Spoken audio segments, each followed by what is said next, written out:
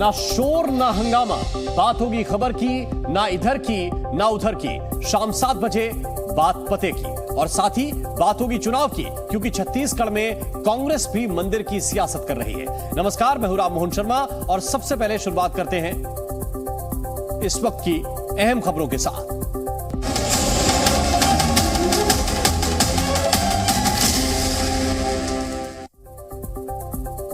तो शुरुआत इस वक्त की टॉप 4 खबरों से। दिवाली की सुबह सुबह प्रधानमंत्री मोदी चीन की सीमा से सिर्फ 2 किलोमीटर दूर हिमाचल प्रदेश के लेप्चा पोस्ट पर पहुंच गए। वहां पीएम मोदी ने आईटीबीपी के जवानों के साथ दिवाली मनाई।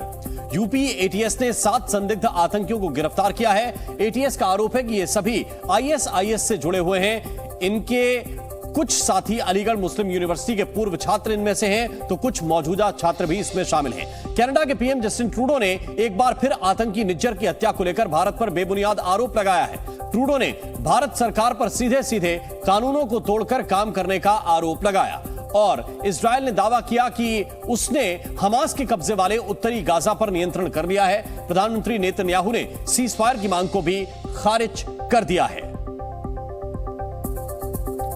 साल 2014 में प्रधानमंत्री बनने के बाद नरेंद्र मोदी हर साल जवानों के साथ दिवाली मनाते आए हैं। 10 सालों से चली आ रही इसी परंपरा को पीएम मोदी ने इस साल भी निभाया और जवानों के बीच दिवाली मनाने के लिए चीन की सीमा के करीब हिमाचल प्रदेश के लेप्चा पहुंच गए।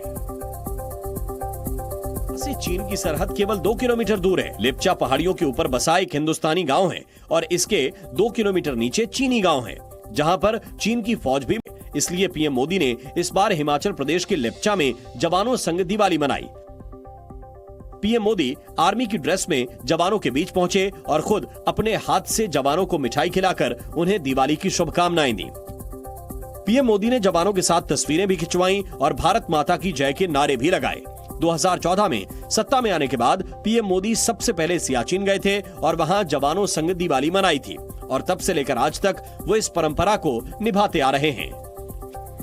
क्योंकि देश की सुरक्षा में जुटे जवान ड्यूटी की वजह से घर नहीं जा पाते, ऐसे में उन्हें परिवार की याद ना आए, इसलिए पीएम मोदी हर साल देश की अलग अलग सरहदों पर जाकर जवानों के साथ दिवाली मनाते हैं।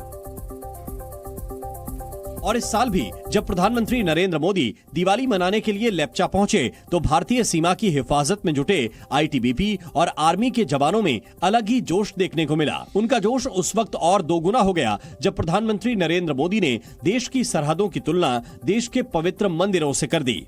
मेरे लिए जहां मेरी भारतीय सेना है, जहां मेरे देश के सुरक्षा बल के जवान तैनात है, वो स्थान किसी भी मंदिर से कम नहीं है।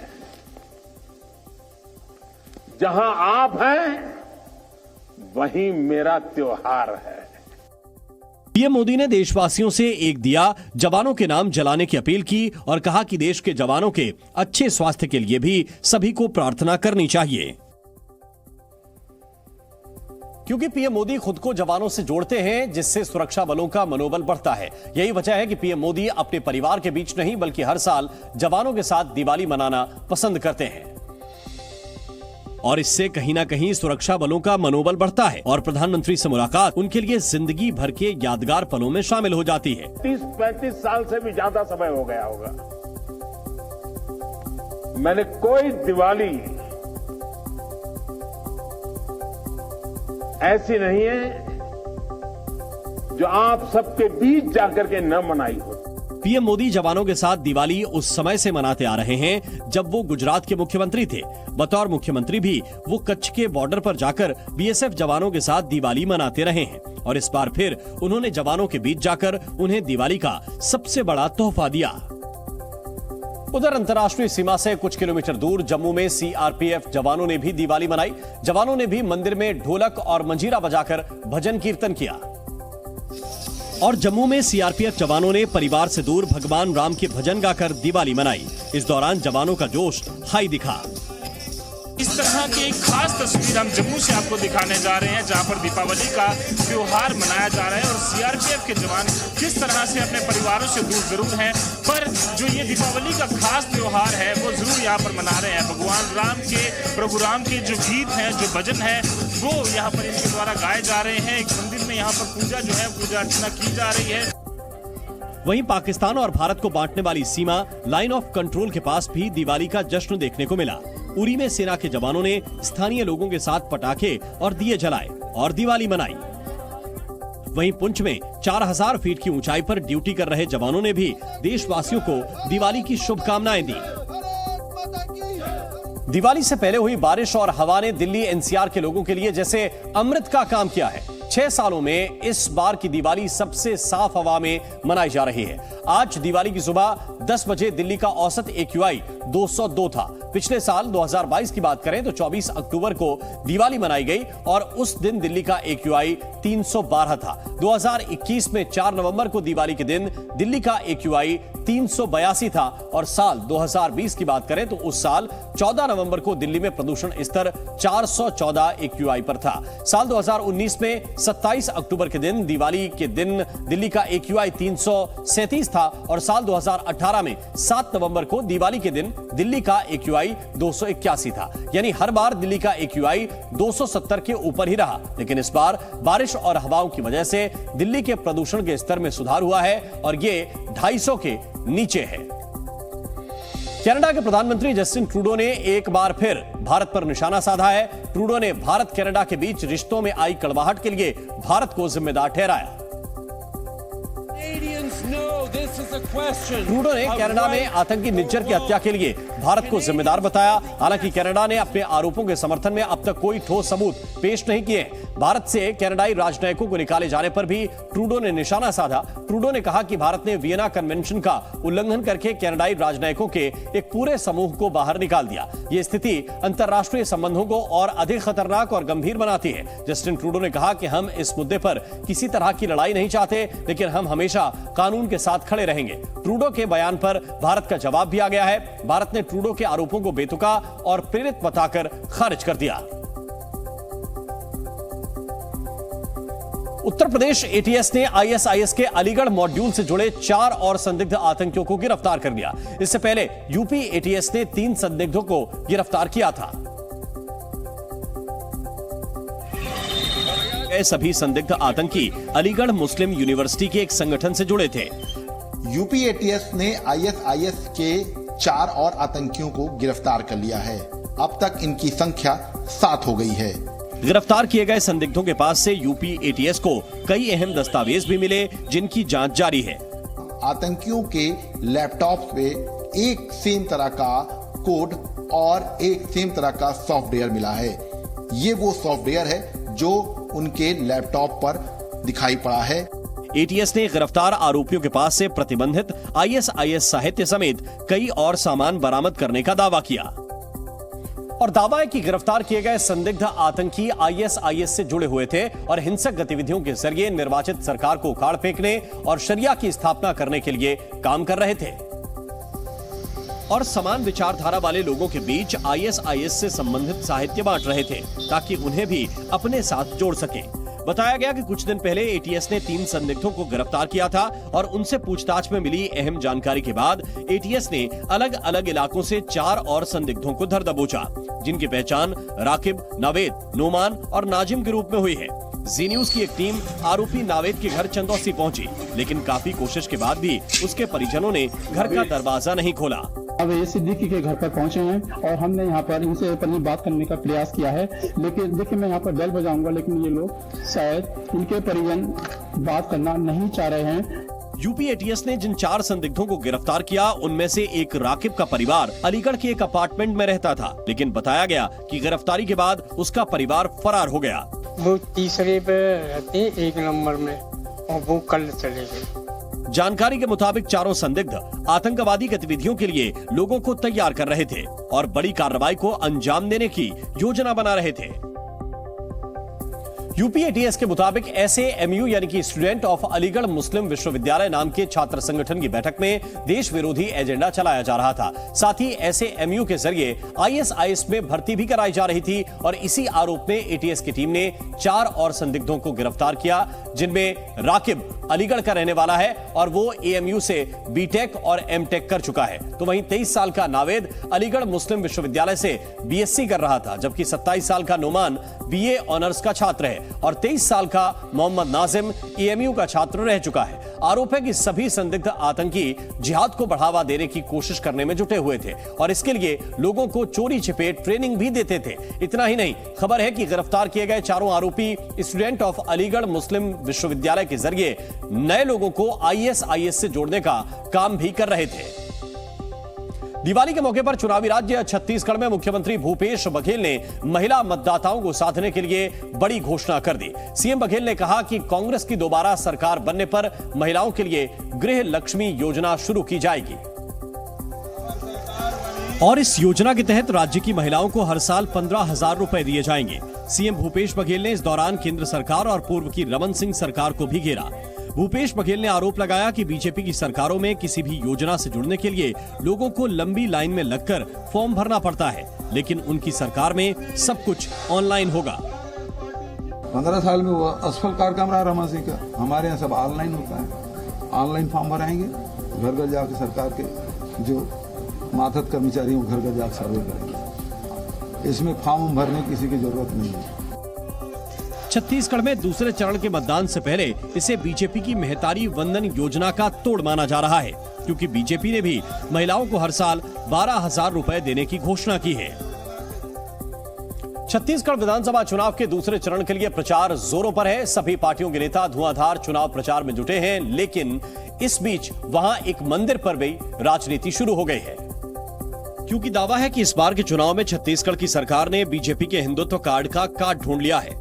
बीजेपी के नेता जहां अयोध्या में राम मंदिर बनाने का क्रेडिट लेते हैं, वहीं छत्तीसगढ़ की कांग्रेस सरकार भी भगवान राम की माता कौशल्या के मंदिर का पुनर्निर्माण और राम वनगमन पथ बनवाने का क्रेडिट लेने से पीछे नहीं हट रही। बीजेपी इसका क्रेडिट लेने में जुट गई है। बीजेपी राम मंदिर बनाने का श्रेय लेकर हिंदू वोट बैंक को टारगेट कर रही है, तो छत्तीसगढ़ में कौशल्या माता का मंदिर बनाने का श्रेय भी यहाँ की कांग्रेस सरकार यानी भूपेश बघेल सरकार लेती है। अयोध्या के करीब स्थित कौशल्या माता मंदिर के पुनर्निर्माण का काम काफी तेजी से चल रहा है और दावा है कि कौशल्या मंदिर के पुनर्निर्माण का काम अगले साल होने वाले लोकसभा चुनाव से पहले कर लिया जाएगा। तो वहीं अयोध्या में रामलला की प्राण प्रतिष्ठा की तैयारियां भी जोरों पर हैं। जहां 22 जनवरी 2024 को अयोध्या में बन रहे भव्य मंदिर में रामलला विराजमान होंगे। इस कार्यक्रम में प्रधानमंत्री मोदी भी शामिल होंगे।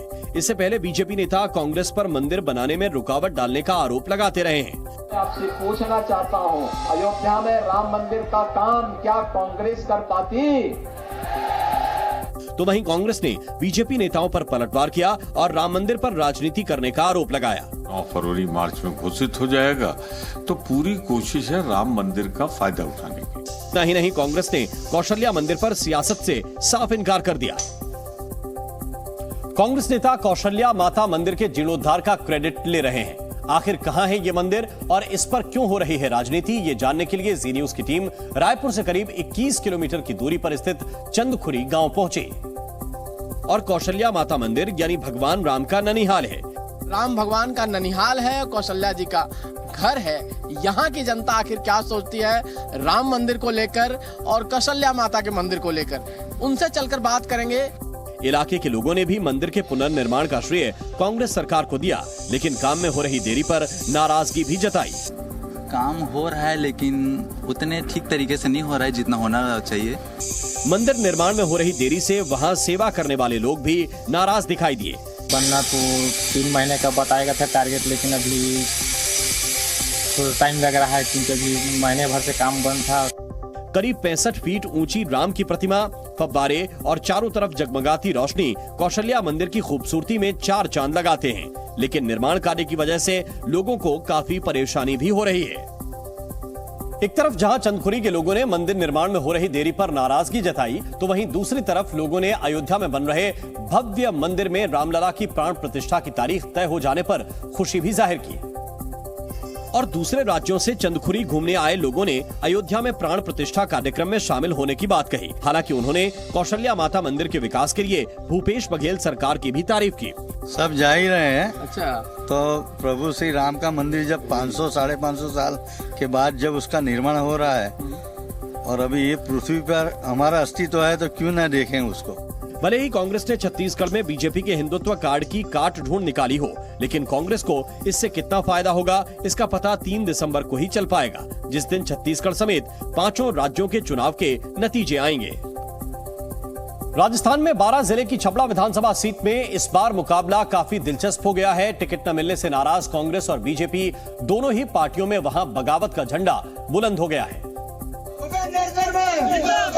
क्योंकि छबड़ा विधानसभा सीट से 6 बार विधायक रहे बीजेपी के प्रताप सिंह सिंघवी के सामने बीजेपी के बागी उपेंद्र राय ने ही ताल ठोक दी। उपेंद्र राय टिकट न मिलने से इतने नाराज हुए कि पार्टी से बगावत करके वो निर्दलीय ही चुनावी मैदान में उतर गए। इस दौरान जब उपेंद्र राय प्रचार के लिए पहुंचे तो लोगों ने उनका जोरदार स्वागत किया।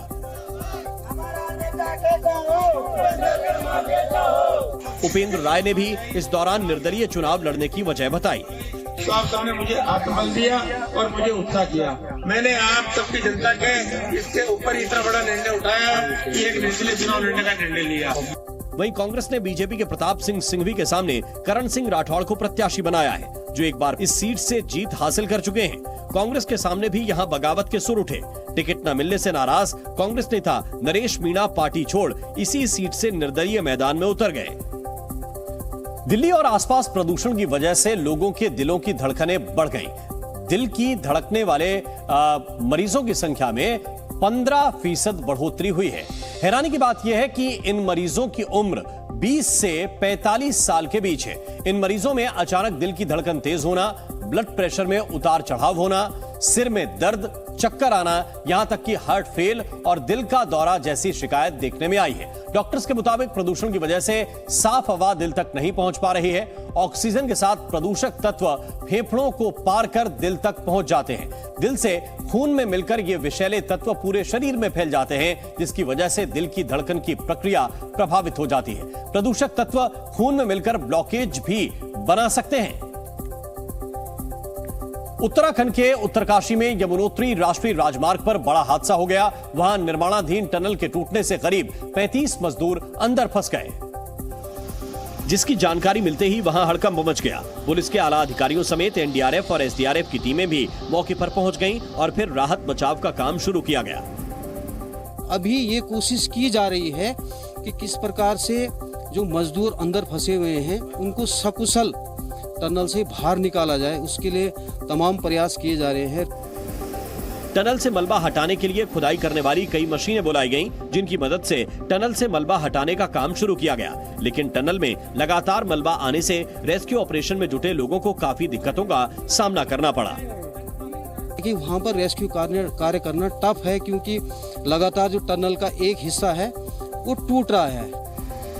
बाद में मलबा हटाने के लिए ड्रिलिंग मशीनें मंगवाई गईं और उनकी मदद से मलबे को निकालने का काम शुरू किया गया। लेकिन टनल में मलबे की वजह से रेस्क्यू ऑपरेशन में हो रही देरी के बाद अधिकारियों के हाथ पैर फूल गए, जिसके बाद उन्होंने टनल में फंसे मजदूरों के पास ऑक्सीजन पहुंचाने का इंतजाम किया और इसके लिए एक ऑक्सीजन पाइप टनल के अंदर पहुंचाया गया, ताकि अंदर फंसे मजदूरों को जरूरत पड़ने पर ऑक्सीजन मिल सके। के अंदर कम से कम 2.5 किलोमीटर का एरिया टूटने के बाद खाली है और ऑक्सीजन पहुंचा दी गई है। बस अभी हम केवल इतनी दुआ कर सकते हैं कि अंदर जितने लोग हैं वो सुरक्षित हो। वहीं प्रदेश के मुख्यमंत्री पुष्कर सिंह धामी ने टनल में फंसे मजदूरों के सुरक्षित होने की कामना की और राहत बचाव का काम तेज करने के निर्देश दिए। वहीं एहतियात के तौर पर टनल के बाहर कई एम्बुलेंस तैनात कर दी गयी, ताकि रेस्क्यू किए गए मजदूरों को जरूरत पड़ने पर अस्पताल तुरंत पहुँचाया जा सके। 37 दिनों से जारी इजरायल हमास जंग एक बार फिर भीषण होती नजर आई। हमास के आतंकी गोरिल्ला युद्ध लड़ते नजर आए, तो वहीं इजरायल की सेना ने ग्राउंड ऑपरेशन के तहत हमास को तगड़ा नुकसान पहुंचाया। इजरायल डिफेंस फोर्सेस ने जमीनी हमला कर गाजा स्थित हमास के 11 आउटपोस्ट को तबाह कर दिया। देर रात इजरायली सेना की नहाल ब्रिगेड ने एक स्कूल के पास हमास की सुरंग को खोजा और उसे बम से उड़ा दिया। वहीं आईडीएफ ने बताया कि 401वीं ब्रिगेड की लड़ाकू टीम ने शती बटालियन के क्षेत्र पर हमला किया और लगभग 150 आतंकवादियों को खत्म कर दिया। साथ ही उत्तरी गाजा में हमास के कई गढ़ों को भी कब्जे में ले लिया। 401वीं ब्रिगेड के लड़ाकों ने चौकी बद्र पर नियंत्रण हासिल कर लिया, जो एक शरणार्थी शिविर और घरों के पास स्थित शती बटालियन की मुख्य चौकी थी। इसके अलावा इजरायल की फौज ने ग्राउंड ऑपरेशन के तहत नॉर्थ गाजा स्थित आतंकी संगठन हमास की निगरानी चौकियों, हथियार बनाने के अड्डों, लॉन्चिंग साइट्स और लॉन्च पैड्स को भी तबाह कर दिया। इजरायल के प्रधानमंत्री बेंजामिन नेतन्याहू ने एक बार युद्ध विराम की मांग को फिर से खारिज कर दिया। उन्होंने कहा कि चाहे पूरी दुनिया इजरायल के खिलाफ हो जाए, लेकिन जब तक बंधकों को रिहा नहीं किया जाता, सीज फायर नहीं होगा। यही नहीं, इजरायल के प्रधानमंत्री बेंजामिन नेतन्याहू ने यह भी कहा कि जंग का मकसद न सिर्फ बंधकों की रिहाई है, बल्कि हमास को हमेशा हमेशा के लिए खत्म कर देना भी है। לא נעצור עד השלמת המשימה. המלחמה נגד חמאס דאעש מתקדמת במלוא עוצמתה, ויש לה מטרה אחת. इजरायल के रक्षा मंत्री और दूसरे सहयोगियों के साथ प्रेस कॉन्फ्रेंस कर रहे बेंजामिन नेतन्याहू ने बताया कि किस तरह आईडीएफ के ग्राउंड ऑपरेशन से हमास के आतंकी पनाह मांग रहे हैं। כוחות צה"ל השלימו את כיתור העיר עזה. הם פועלים בלב העיר. הם בפאתי בית החולים שיפה. הם חיסלו אלפי מחבלים, כולל מפקדים בכירים ורבי מרצחים שהיו בין אלה שהובילו את הטבח הנורא הזה इजरायल के प्रधानमंत्री बेंजामिन नेतन्याहू ने गाजा में हमले रोकने के बड़े देशों की अपील को नकारने के साथ ये साफ कर दिया कि वो गाजा पर कब्जा नहीं करना चाहते, बल्कि गाजा को आतंकियों से आजाद करवाना चाहते हैं। फिलिस्तीन पर हो रहे हमलों के खिलाफ लोग सड़कों पर उतरे। इजरायल के हमलों के खिलाफ अमेरिका के सैकड़ों लोगों ने राष्ट्रपति जो बाइडेन के डेलावेयर वाले घर के बाहर जोरदार प्रदर्शन किया। प्रदर्शनकारियों ने अमेरिका की तरफ से इजरायल को दिए जा रहे समर्थन का विरोध जताया और युद्ध विराम की मांग की। अर्जेंटीना की राजधानी ब्यूनस आयर्स में फिलिस्तीन के समर्थन में हजारों लोग सड़कों पर उतरे। प्रदर्शनकारियों ने इजरायल के खिलाफ नारे लगाए, साथ ही गाजा पर हो रहे हमलों को जल्द से जल्द रोकने की मांग की। जेल में बंद पाकिस्तान के पूर्व प्रधानमंत्री इमरान खान की पत्नी बुशरा बीबी को गिरफ्तार किया जा सकता है। सूत्रों के मुताबिक एनएबी यानी नेशनल अकाउंटेबिलिटी ब्यूरो बुशरा के खिलाफ कुछ सबूतों की जांच कर रही है, जिनकी पुष्टि होने पर बुशरा बीबी को गिरफ्तार भी किया जा सकता है। जी न्यूज़।